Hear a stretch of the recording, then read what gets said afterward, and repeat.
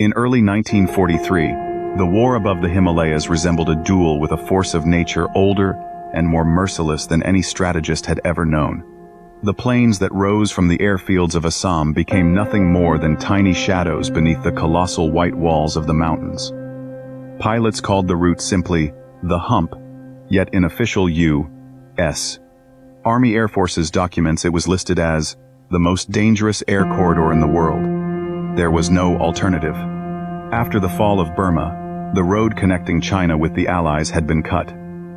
The only remaining supply route was through the sky, across the Himalayas, through storms that tore wings apart, through downdrafts that slammed onto aircraft like slabs of stone. Every flight was a game of Russian roulette, but China was on the brink of exhaustion.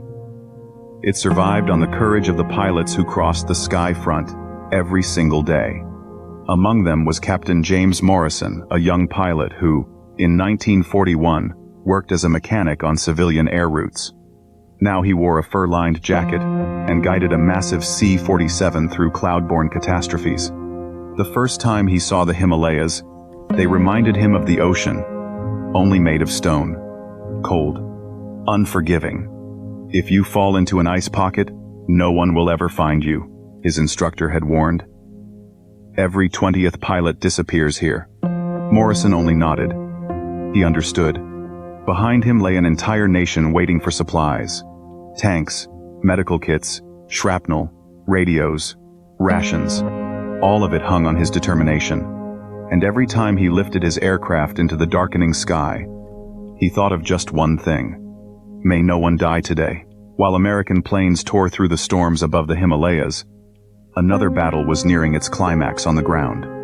On the border of India and Burma, in the harsh hills of Manipur, stood the Chinese 38th Division under General Sun Li-jen, a division that had survived the Burmese catastrophe of 1942, but refused to break. Their camp resembled ancient ruins, earthen ramparts, bamboo shelters, makeshift hospitals. Discipline was iron, and combat readiness grew with each passing day. They trained under the U.S. mission led by General Joseph Stilwell, a man harsh, blunt, and merciless toward weakness. The soldiers called him the Vin Crusher, because he pressed every mistake until nothing remained of it. In the spring of 1943, they were to enter Burma again, but this time from the north, through jungles and hills, where Japanese units had built a chain of strongholds known as the Burmese Gate. Every soldier understood. What they failed to hold in 1942, they would have to reclaim in 1943. Return to the land where they had lost. Return to settle a debt. Among them was Sergeant He Wenshu, a farmer from Yunnan who had never seen jungles, airplanes, or the sea before the war. Now he carried a rifle with a scar on its stock, a memory from Burma. He had lost much, but his eyes, tired and dark, always looked forward. One night, writing in a small field notebook, he recorded, "If we reclaim Burma, we reclaim our honor." These words became his prayer.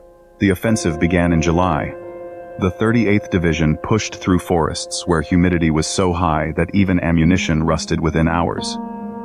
Leeches, fever, and relentless tropical rain were as deadly as the Japanese ambushes. One of the key positions was Lungling Gorge, a narrow stone throat, where the road dropped straight into an abyss for several kilometers. The Japanese had blocked it with concrete bunkers and machine gun nests.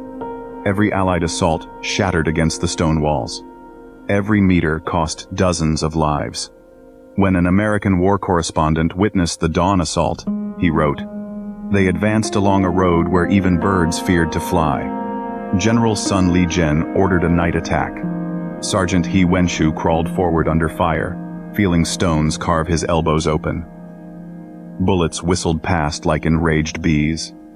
But the Chinese advanced slowly, inch by inch. By dawn, the bunkers were captured. The gorge was breached. At that moment, Morrison's C-47 appeared in the sky, leading a column of supply aircraft. He saw the flashes below and understood. This was their fight, their road, their blood. He dropped containers of medical supplies. And for the first time in a long while, he allowed himself to breathe. They're still holding on. By December 1943, the Japanese defense was cracking. Northern Burma was collapsing under Allied pressure. Chinese divisions advanced steadily. The British pushed from the west. And American engineers were building a new highway, the Ledo Road. When Chinese troops liberated Ledo, many wept. They had returned to the land they had lost a year earlier. But they returned as different men. They returned as an army that had endured the impossible. An army that had walked through death and fog without losing its purpose. That day, Sergeant He Wenshu sat on a stone near the ruins of a temple and looked toward the sky. American supply planes circled above. He smiled for the first time in a long time. "The road is open again," he whispered. "We did it." Elsewhere on the front, James Morrison studied the new flight map. The route over the Himalayas had become safer. The weather more predictable. Pilots died less often now.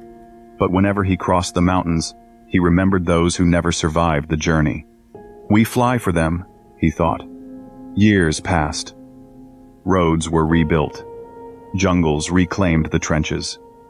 The Himalayas continued to stand silent, eternal guardians of the war. But the people remembered. They remembered the pilots who challenged the heavens, the soldiers who reclaimed lost ground, those who died without a sound, yet changed the course of history.